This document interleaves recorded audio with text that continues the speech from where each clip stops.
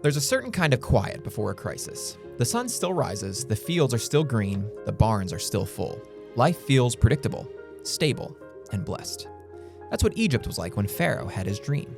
7 fat cows grazing by the river, then 7 thin ones devouring them. No one could explain it until a prisoner was brought before the throne. His name was Joseph. In a single conversation, Joseph rose from dungeon to dynasty. But what made Joseph great wasn't just that he interpreted Pharaoh's dream. It was that he had the wisdom to act on it.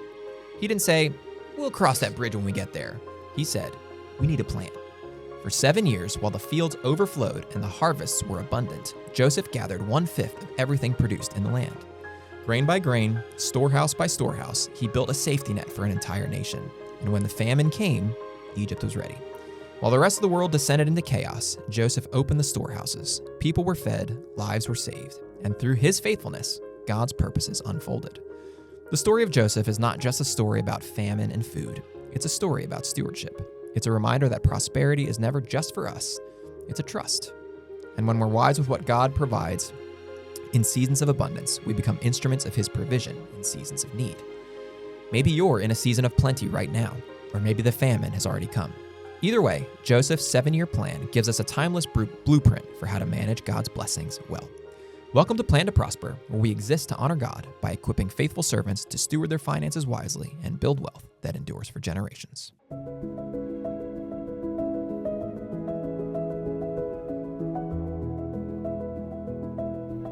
Alrighty, we are back for another episode, and today we're talking about Joseph. Talking about his blueprints. His blueprints, yes. There's always at least one stumble in the cold opening. I can't ever get through it perfectly, but I'll just start giving that job to you from now on. I don't think I'll do any better. Joseph and the Technicolor Dreamcoat. Yep. Joseph's story is a fascinating one. It's one of the more intriguing stories in all of Scripture, from start to finish. Everything and the way that God weaves all of it together. Starts super wealthy, betrayed by his brothers. Yeah.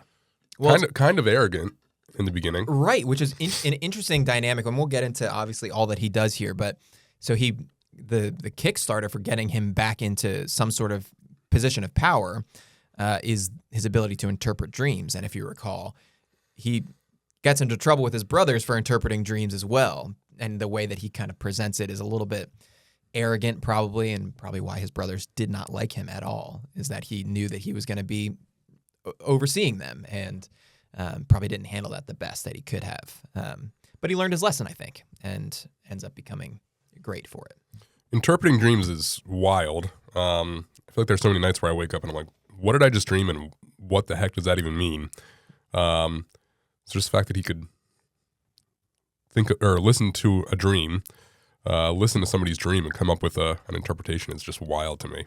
The other night, I had a dream that I was in a baseball game and I was running to first base and I was trying to get there safely. So I dove head first and tried to get my hand on the bag in time before the throw got there. And then I immediately woke up and my hand was on top of my wife. I must have pushed her in my dream as I was trying to get to first safely. But if you could interpret that for me, I would greatly appreciate it. I've got nothing for you. Okay. I don't think I'm going to make it to the major leagues anytime soon. I know that much. Did you play baseball? Very little. I was not a good hitter. I just tried hitting it as hard as I could every time, but I was an okay fielder. Better than half the Phillies this year. True. All right, so the biblical story. We won't read the whole thing, obviously, but I think maybe a recap would be helpful. It's in Genesis 41 is the for our purposes what we'll be talking about today. So Joseph has been sold into slavery. His brothers betray him, sell him into slavery, and then convince their dad that he died. They bring out his Technicolor. Like an animal killed him, right? Right, yeah. I think they put blood on his coat or whatever and present it to the dad and be like, oh no, Joseph. But they really sold him into slavery. So he ends up in Egypt, and then there's the whole story of Potiphar. So what happens with Potiphar and his wife? Potiphar's wife, loves Joseph, wants to have a relationship with him, and Joseph refuses, and she kind of frames him to get him thrown in jail. Yeah, which is incredible in and of itself, that not only how many leaders do we see fall into sexual sin or fall for the sexual temptation, but not only does he not do that.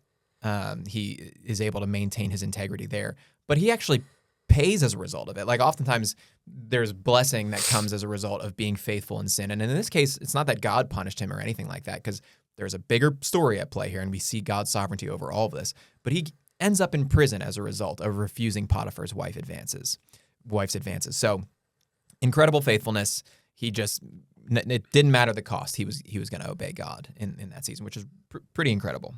So now he's in jail, and I think he interprets the dream of the cupbearer and the baker. Right.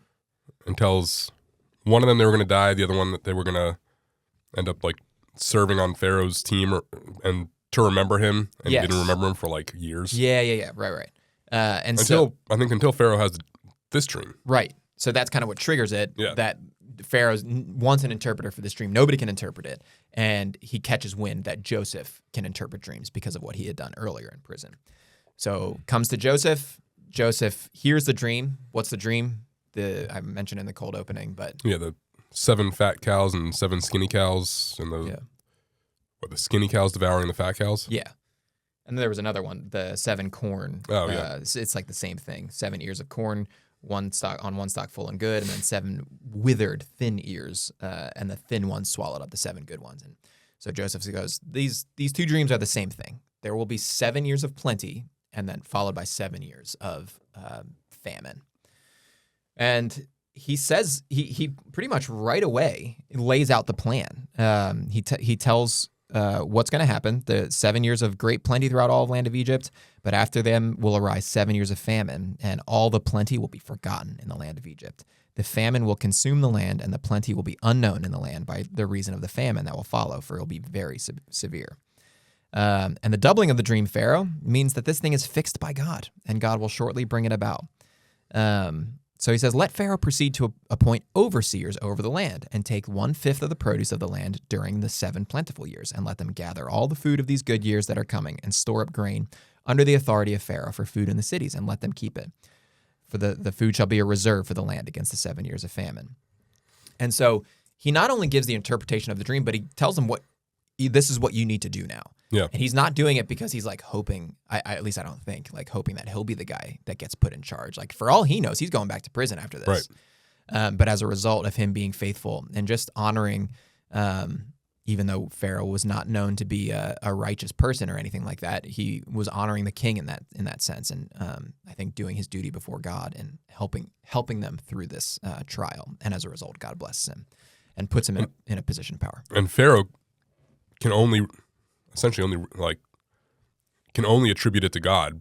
It's just so clear to Pharaoh, like, oh, this is I think it's a man with God's spirit or whatever. I can't remember the exact quote, but that's what Pharaoh says. And it's just so clear to Pharaoh too. Yeah. Pharaoh says to his servants, can we find a man like this in whom is the spirit of God? Then Pharaoh says, since God has shown you all this, there is none so discerning and wise as you are. You shall be over my house, and all my people shall order themselves as you command. Pretty amazing. Yeah, he's got all these trusted advisors and this guy in prison, and he decides to promote him over everybody. Yeah, it's pretty great. So he's basically second in command to Pharaoh only in Egypt. All of a sudden, he goes from prison to palace in a heartbeat, all because he interprets this dream and is faithful to provide a good interpretation, but also the plan that they'll move forward with. And so the plan is we're going to take 20% of all that occurs in the years of plenty and start storing it up. I think what's cool about it is that it's stored throughout the land of Egypt. Like there's not one storehouse. It seems like there's multiple ones throughout different cities throughout the land. So he's really taken in the entire nation into account and making sure that everybody's going to be taken care of. One ends up with more than enough for just the nation of Egypt. Right. Well, there's a great verse in verse 49. It says, and Joseph stored up grain in great abundance, like the sand of the sea, until he ceased to measure it, for it could not be measured. Like it got so abundant that the plan started with, let's do 20%, but by the end of it, it was like, we're just going to, we have so much, we're just going to keep storing it up. It's also interesting that they could do this back then when there were no preservatives. I know. I just wonder how it kept for 7 years. Yeah. And clearly they didn't know what they didn't know. It's not like they were like, man, it would be really nice to have refrigerators right now. Like they've been doing this in their own way for years anyways, and I'm sure they clearly had their own ways of preserving it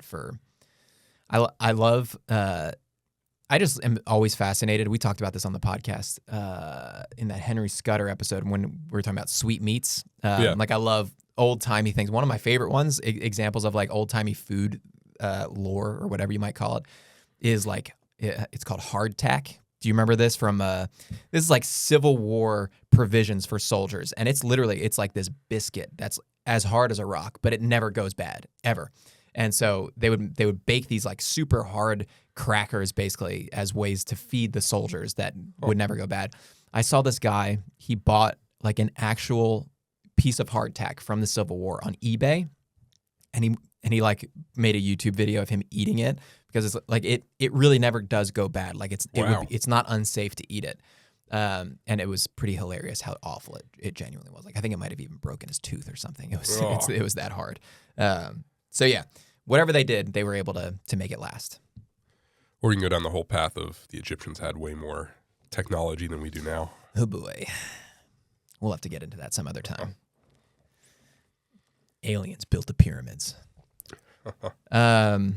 Yeah, so when the famine hits, they're ready for it. There was food in all the land of Egypt. Verse 54 says, and the 7 years of famine began to come, as Joseph had said. There was famine in all lands, but in all the land of Egypt there was bread.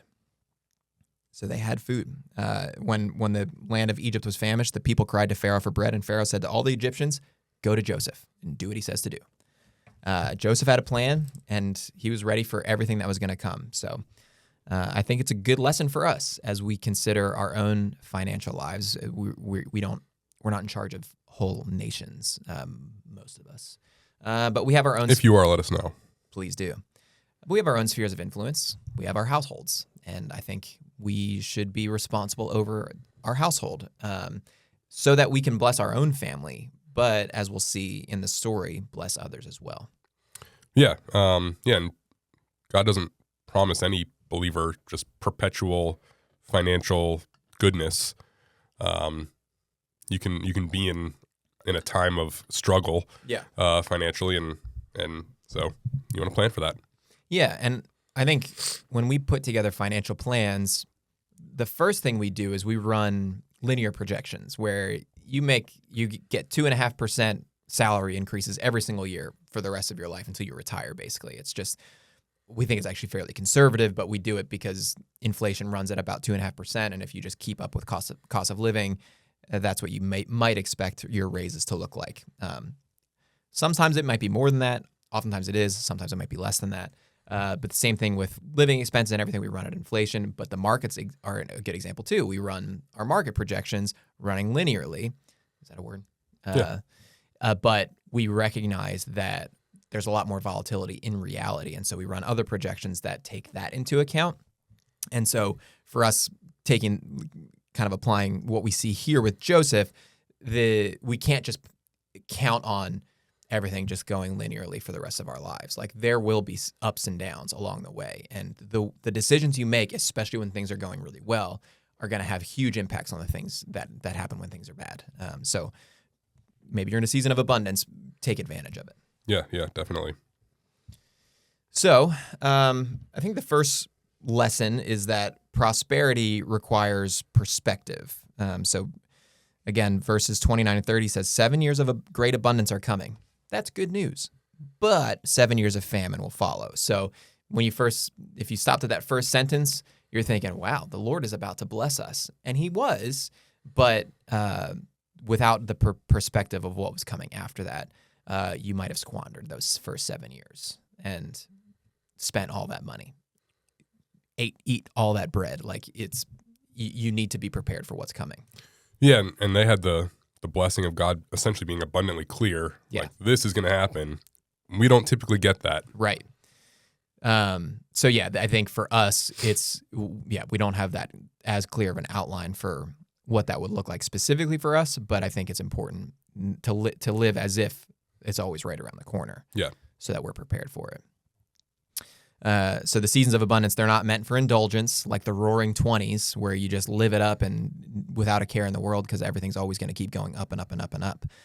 But they should be spent in preparation. And think about what that could have been like for America if people in the 20s, when things were booming, had been more disciplined with how they were living their lives. And could the Great Depression have been totally avoided? Probably not, but it could have been mitigated, I would think. Yeah, could have been mitigated. I can't remember. We did that episode a few episodes ago about how long it took to get back to the level. I think it was either the Dow or the S&P. Probably wouldn't have taken that long. People wouldn't have been walking around trying to. I think I read something where people were like selling lemonade in New York just to try to make a little bit of money. Yeah, none of that would have hurt. It would have been mitigated. Right. So for you, if you're listening to this, you might try to think of ways that you could apply this to your life. I think some modern examples of abundance would be when you get a bonus at work, or, say what you will about tax returns, or if you get a tax return, it's a sudden influx of money that you perhaps weren't counting on in your normal monthly cash flow. What do you do with that? Do you just immediately think of the ways to spend it, or how do you treat those seasons? Or if you're a business owner and you land a big deal or something like that, there's often examples in all of our lives that we could think of unexpected blessings that come, and how we handle that and how we spend that money, how we save that money says a lot about our level of preparedness for when bad things come. Yeah, and I think we are in America kind of going through some prosperous times.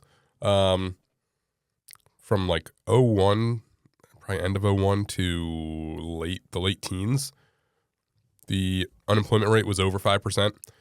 And with the exception of a blip in 2020, we haven't seen it over 5%. It's in the fours right now.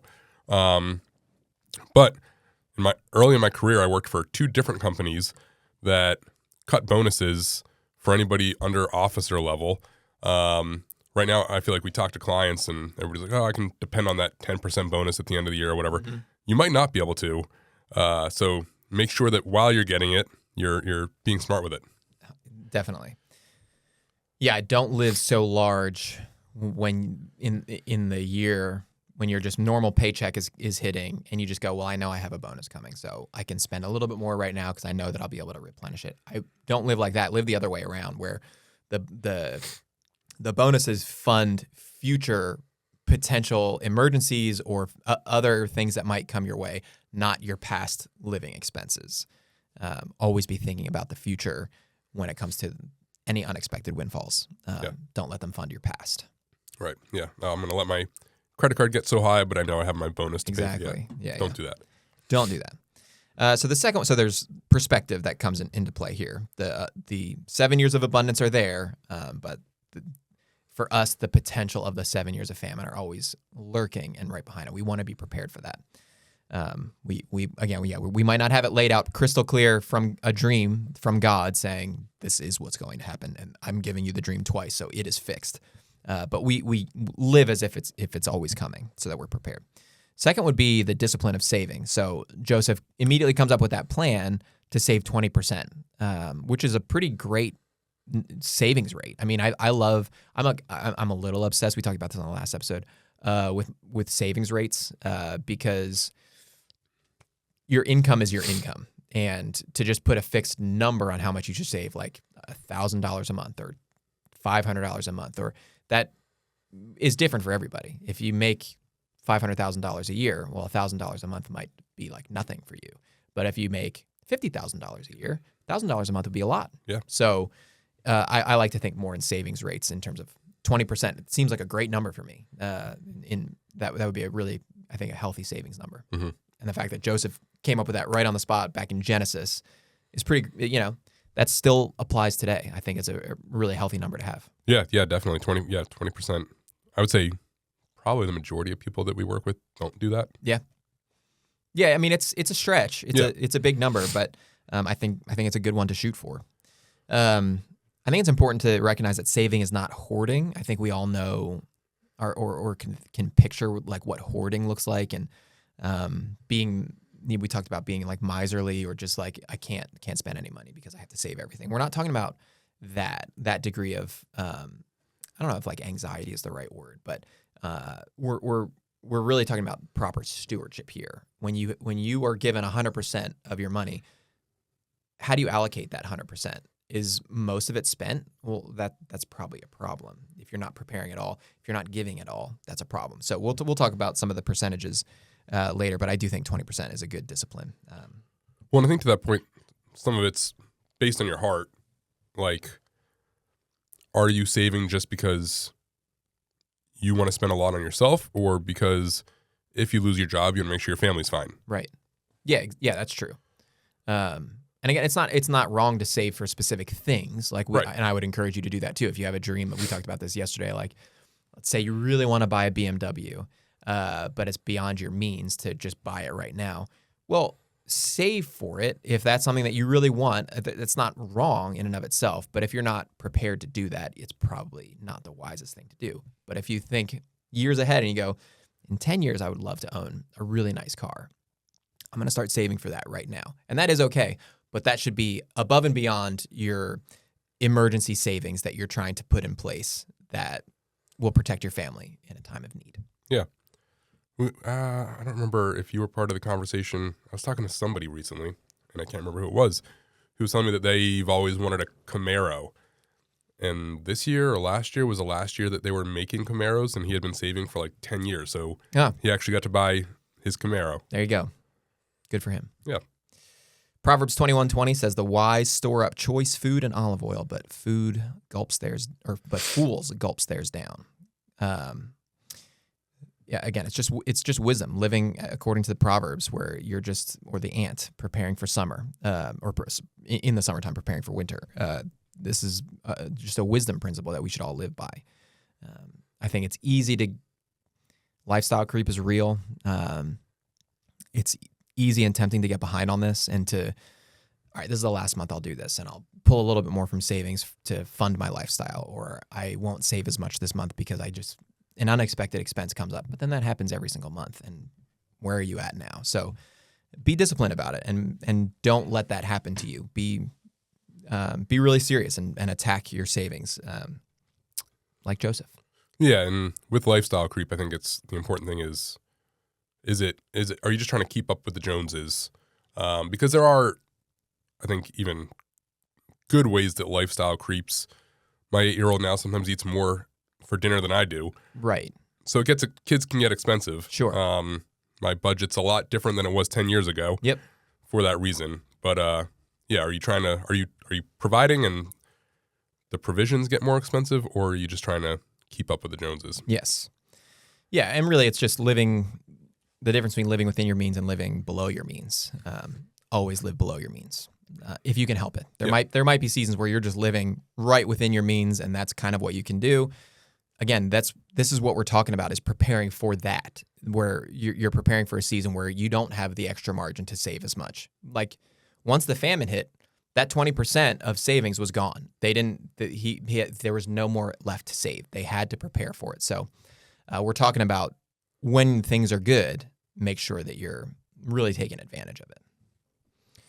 The third lesson here is that godly stewardship brings blessing. I think that's pretty obvious when you read the story, that because of Joseph's wisdom and acting on this plan, all the world came to Egypt to buy grain. Genesis 41:57 says that. So his stewardship wasn't just to bless himself; it blessed an entire nation and beyond. Yeah, and that's we also love to work with clients on that. If you've been able to save a lot and it's more than you'll ever need, find ways to bless other people.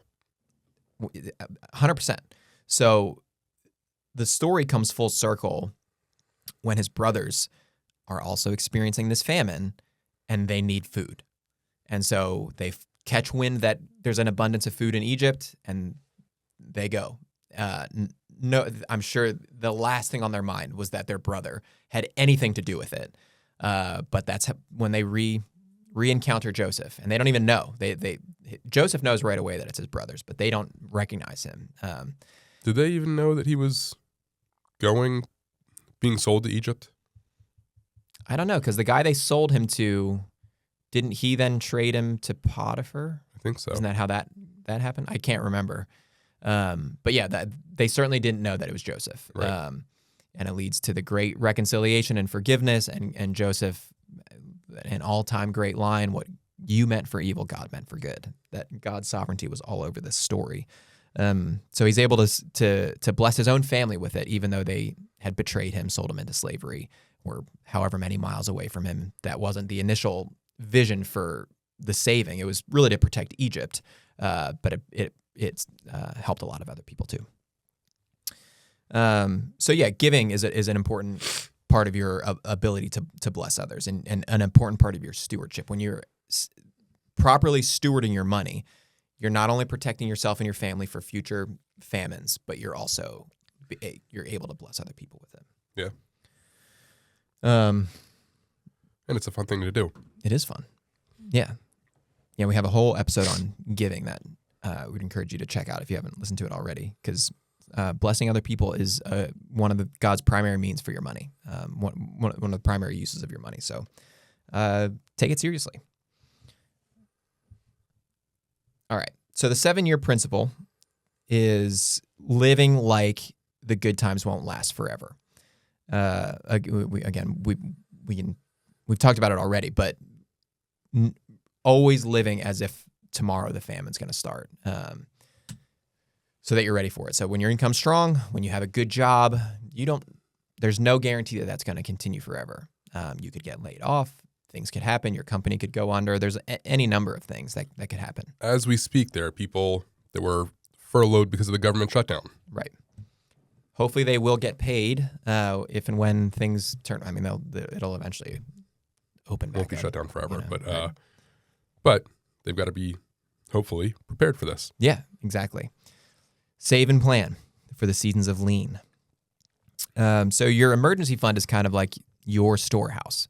And I was thinking about this too, like how Joseph set up the different storehouses in the different cities. We generally advocate for like a single emergency fund, and I think that that's a reasonable thing to do. But I also am thinking about, what if you set up different storehouses or emergency funds for different things even? So you have like a health emergency fund, and you have a house emergency fund, and you have a kids emergency fund. I don't know, like any number of potential emergencies that could come.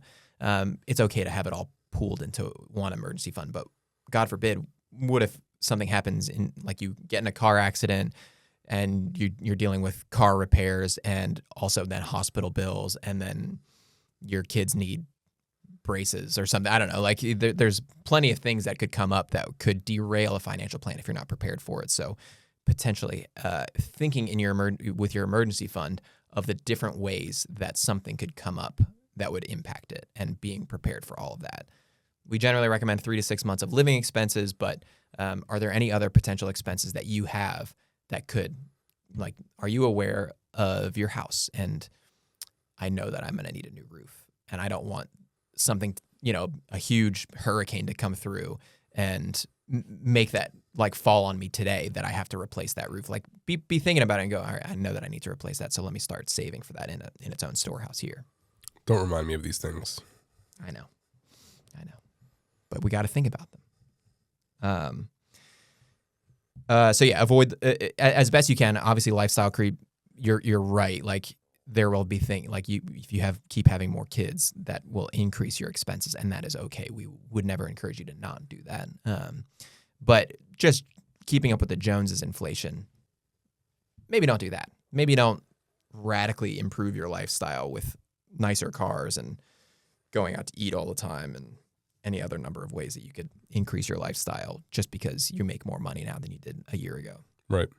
The other thing, though, to your point about the different storehouses in Egypt, there's also that, it's definitely a verse. I'm going to say it's in Proverbs, and I'm going to butcher it, but it's like invest in 7 ventures or 8, and it's almost like preaching the value of diversification. Because if something happens to one, then you have all these others. Yeah. So I think it's a good principle in general. Yeah. or in Ecclesiastes, it says like a cord of 3 strands is not easily broken. Like if one of them breaks, the 2 other are intertwined and able to hold up the third one. Redundancy is probably a good way to put it too. Like having redundancy in your financial plan where you're prepared for any number of things that could happen. And you're not just putting all of your eggs in one particular basket or something like that. You're ready for any number of things to come hit you. So, building margin to your life, like make sure your monthly budget is not.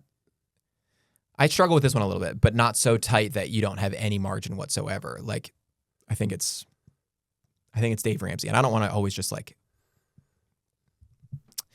dismiss Dave Ramsey's wisdom. Yeah, I don't want to do that because I think he's really helpful. But I think he advocates, and his budgeting app is literally called Every Dollar because he thinks every single dollar should be deployed for a specific purpose. And I understand the reasoning behind that it's not it shouldn't be willy-nilly like there's this extra so and so for whatever purpose random that might come up.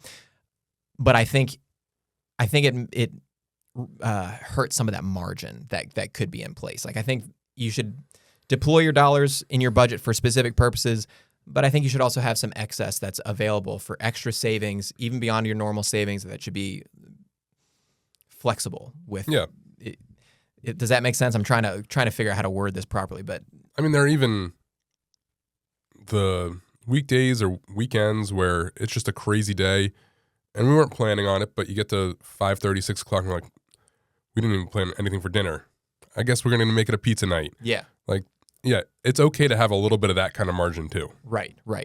Yeah, because that's a good point. Like, there's the big macro abundant seasons of abundance and famine, but then there's like micro ones too, like on a daily basis where the day just got crazy and unexpected things happened, and you get to the end of the day and that comes up. I think it's good to have the margin to be able to do that because you prepared well ahead of it. Yeah. All right, so let's talk about that 20% rule. I think it's not a command. There's no biblical command that you have to save 20% or you're sinning.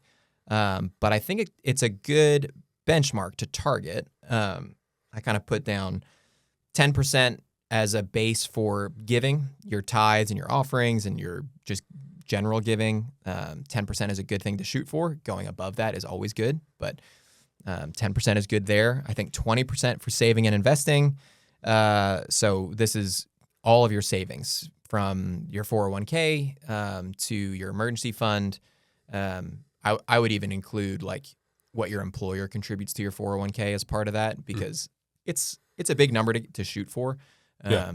So it'd be hard to necessarily dedicate 20% outside of your obviously your 401k is not for emergency funds. So it is a little bit different here, but it is for the future. You're preparing for the season of famine when you retire. So that's part of it for sure. I think 20%, including whatever your employer does, is a good way to start. And then if you can go higher than that, do it, but shoot for 20 across the board. Do you think there's ever a point where you've saved a ton and you're like, well, maybe I don't need to do 20, or should you just always do 20? I'm sure there is. I don't ever like to discourage people from saving money. But yeah, like the further along you get in your journey, the closer you get to retirement, you can run the projections and see how things are shaping up for you and maybe take your foot off the gas a little bit on your savings rate. Because you should enjoy your life too. Yeah. But also just think of like, at one point, I did a study that I think it was Francis Chan that developed the study, but part of it was how at some point he and his family decided, we can live on 50% of what we make. And so obviously they're not saving 20, they're not giving 50 and saving 20, and I would think. But they came to that conclusion, I think, because of how much they had made in the past. So yeah, I don't know. Just a thought. Yeah. And then, so if you're giving 10, saving 20, that leaves 70% for everything else. Yeah. And, including taxes and all that stuff. Which is, still the majority of it. and you do need to have money to spend. You probably have a mortgage or you're paying rent. You have food that you need to buy. Insurances. That's all stuff that is important. Health. Yeah, exactly. So 10, 20, and 70, I think, are just good, quick numbers to shoot for. Within the 70, you might have further breakdowns where you look at your like strict needs. Like, these are the things that I have to pay for. I have to keep the lights on. Yeah. I have to pay for my life insurance, and I have to pay for food for my family. That might be another percentage that we could get more granular on some other time. And then you could have fun money, whatever, however much percent that you're just like, yeah, we do this. We can do whatever we want with this money because we're just enjoying life. We could even give it away. We have the margin to do have a little bit more flexibility with that. And if you're not at 20% or 10% with giving, I don't think it's necessarily like it would be hard to just change that overnight. Yeah. It would take some adjusting. So I think it's okay to make small incremental changes to get closer to these numbers. Work in the right direction. Next time you get a raise, think of how, okay, if I'm not at 20% right now, well then whatever extra income I'm now making, let me think about how to save 25% of that so that my overall number gets a little bit closer to 20%. Let me think about how I can increase my giving 2, 3, 4, 5% so that I can get closer to the 10% number overall. Think about it that way. Don't just immediately you get a raise and you go, okay, all of this is going to fund my lifestyle. Try to allocate it so that you're increasing your percentages if you're not there yet, and just try to get closer. Yeah. And those little percentage changes that'll compound over time, and you'll see the benefit over time as you improve that. I think there's big leadership principles here too, that what Joseph did before he was put into power that enabled him to end up in a position of leadership. And then once he was in the position, he didn't squander that responsibility. He enacted exactly how he was going to do it. And so I think for us as leaders in our households or in our jobs or wherever we might find ourselves in any kind of position of leadership, being a man of your word, being somebody that thinks ahead, can put a plan into place, and then actually follow through on it. Yeah. Just take the position the position of essentially stewardship that you've been put in wisely and seriously. Yeah. So again, you're probably not going to be overseeing a nation unless Trump is listening right now. But you have a household, probably. If you're single, you might just be overseeing yourself right now, but that's a big responsibility too. Yeah. And the decisions you make now will impact it when you do have more people to look after in the future. Yeah. I was meeting with a single client yesterday, and we were focusing on the first 10 years just because after that it gets ridiculous because of the amount he could save and everything. But if he does it now, he can save up to continually provide if he starts a family. Yeah, exactly. Yeah, we meet with single clients a lot, and that is the huge emphasis. Like, we recognize things will change if and when you get married and start having kids. Like, your expenses will not always be like, I'll meet with a really young client that just graduated college and is just starting his job, making really good money, is single, and he's like, I spend like maybe a few $100s a month. Some of them still live at home. You're kidding. Like, take advantage of this and save every penny you can. If you really want to live like that, and you can live like that, do it. Yeah. And just load up and give as much away as you can, but save a lot of that as well. So they're probably giving. Like, I have one client that I work with that probably saves. He makes really good money, and he probably saves like 80% of it because he just doesn't spend any money. Wow. But that's not going to last forever. Yeah, definitely. And when we write these plans, we don't write them as if that's going to be the case. We don't want them to think of it like you will always have such low living expenses, because that's probably not going to be the case. You will reach 95 and have $250 million. Seriously. Yeah, it's crazy. 1 Timothy 3:5, we read this verse a lot, but if someone does not know how to manage his own household, how will he care for God's church? It's important for us that's a qualification for an overseer in the church. But also, if anybody doesn't provide for his own household, he's denied the faith and is worse than an unbeliever. It also says. So this is a really serious thing to have the responsibility for. Husbands and wives are kind of joint stewards, and we talked about this in our last episode. That you listen to last week. Yeah, you're in this together. The husband biblically is the head of the household, but the wife is the equal servant, or that's not the right word. Like you're both servants of Christ, but you're equal in your responsibility for overseeing things and making sure that you're doing that well. So yeah, prioritize unity in your marriage over finances and building your financial lives together. So listen to the last episode. It's hopefully helpful. Yeah. And then when the famine comes, so whether there's a recession, you lose your job, inflation keeps going through the roof, or unexpected bills, these are the modern examples of the famines that can come and hit our lives. So how were you preparing in the seasons of abundance to get ready for that? Well, yeah, and we were talking to somebody a few weeks ago who, I don't know, I think it was the beginning of the year, he lost his job, and unemployment could only get him so far. And thankfully, he had spent years saving plenty so that his portfolio could get him to his next job. Exactly. And when you do that, when you have that level of preparation, it can turn what would otherwise be a source of great anxiety, panic, nervousness, can turn into peace because I've planned for this. I know what I've done that will allow me to weather this storm.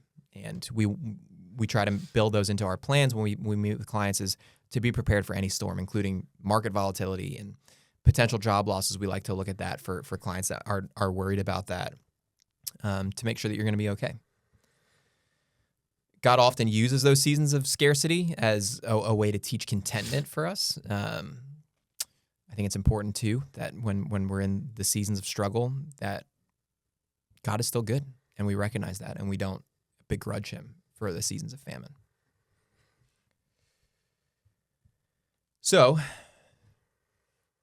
at the end of the day, what we want to do is trust the giver, not the grain itself. And the season of abundance was a gift from God in Joseph's life and in the life of Egypt. And we trust him that he gave Joseph this plan, he gave him this vision for it, and he put him in power to actually enact it. That was all God's sovereignty. And the same is true in our lives as well. He entrusts us with seasons of abundance. And when we are faithful stewards of it, we trust that he will ultimately provide no matter what. And Jesus talks about, look at the sparrows. They don't know where their next meal is coming, but God always provides. And if he does that for the sparrows, how much more will he do it for us?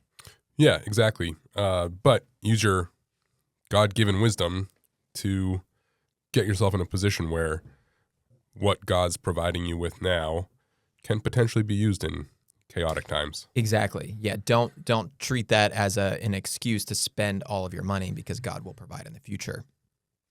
He will provide. Like God loves to give good gifts to his children, but he wants us to use our wisdom. He wants us to use the wisdom that he's given us through his word and through just reading it and seeing these principles to take advantage of the seasons of abundance so that we are prepared for it. Because he provides those seasons of abundance. It wasn't our own doing. It was his doing. So right. It's not about how full your barns are, but whether your heart is full of gratitude and faith. The parable of the rich fool, Jesus says, this very night your life will be demanded from you. Then who will get what you have prepared for yourself? I think when we think about our riches,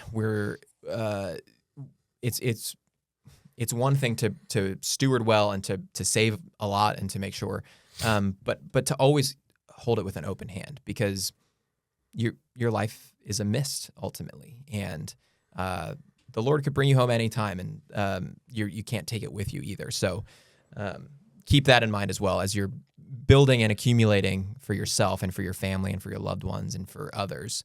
That this is all the result of the Lord's hand in your life. So hold it with an open hand and just entrust yourself to him. Yeah, appreciate what God's given you. I like, in the midst of all of the different turns that Joseph's story takes, it gets in Genesis 41, it gets to when he has sons. 41:51 says, Joseph named his firstborn Manasseh and said, it is because God has made me forget all my trouble and all my father's household. The second son he named Ephraim and said, it is because God has made me fruitful in the land of my suffering. So just always continually remembering God and being appreciative of everything that he's given you. Yeah. Yeah. So Joseph's stored to help save others. The rich fool was just serving himself. Yeah. So yeah, having that eternal mindset, having that heavenward mindset where you're thinking about God and honoring Him with your wealth will protect you as well. Closing thoughts. Budgeting is an act of faith. You're trusting God no matter what. But recognizing that you want to employ wisdom so that you're prepared for the famines of life. And it acknowledges that God is blessing you right now. When you're in a season of abundance and you're saving, there's an acknowledgement there that God, you can do whatever you want with my life, and you could choose to take this all away. So right now, I'm going to be grateful for what you've blessed me with, and I'm going to set aside some so that I'm prepared for anything. It's an acknowledgement that God has blessed you with what you have right now. Yeah, and I mean, in reality, at some point, the vast majority of people, top line revenue, top line income isn't always going to be there. Whether it's because you've lost your job or you've just reached an age where you can't do your job. So you want to budget now so that you can get to a point where you don't depend on the income. Yeah. Yeah, and I think this level of preparation is not a lack of trust in God. It's just being obedient to what He's called you to do. Your financial stewardship can be a witness to other people. Obviously, Joseph's wisdom glorified God before Pharaoh. He was able to recognize that, and then it blessed a ton of other people afterwards. So, for anybody that's listening, if you're kind of no matter where you are, there's wisdom to employ from Joseph's story. But if you find yourself in a season where the Lord is really blessing you in your job, in your career, with your family and all these things, don't squander that. Take it seriously to prepare for the future, because it might not last forever, and I think it's important to live as if that's the case. Yeah, absolutely. Any other thoughts? I don't think so. I think we're all good. Yeah. Thank you for listening to another episode of Plan to Prosper. We hope you tune in again, and feel free to shoot us an email. We have an email address, plantoprosper@stonecropadvisors.com. You can get in touch with us. Let us know what you think about Joseph and his budgeting, and anything else you might want us to cover on the podcast. Yeah. If there are any topics that are of interest that we haven't covered, let us know. Yeah. Thanks for listening. God bless. God bless. Investment advisory services offered through Stonecrop Wealth Advisors, LLC, a registered investment advisor with the U.S. Securities and Exchange Commission. This material is intended for informational purposes only.